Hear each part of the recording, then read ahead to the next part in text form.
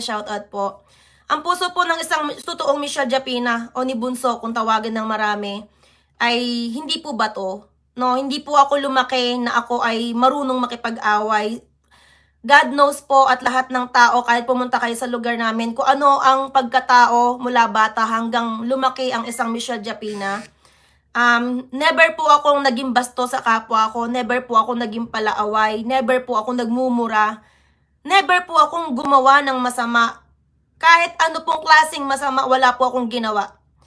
And lingid po sa inyong kaalaman, minsan ko na itong nasabi sa mga live ko noon, kulang na nga lang matawag akong maging Kristong babae. Yan, until hindi po ako nakikilala sa Team Kalingap na reactor o defender na yan.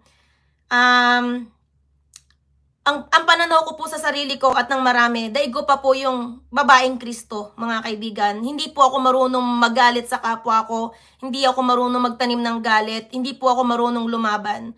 Pero syempre po, no, siguro yun na talaga yung buhay ko. Dati nga guys, bago ko pumasok ng social media, akala ko si Kristo ko eh. Akala ko babae kong Kristo. Bakit? Kasi, ang daming nang api sa akin sa buhay ko, pero madami din saksi dito. Baka isa kayo. Sa loob ng 5 taon.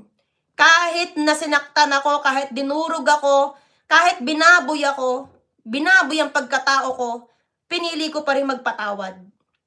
Ako pa yung humingi ng tawad until 2026. Sa bahay nila Tatay Tekram, ginawa ko yun. Kasi yun ako. No?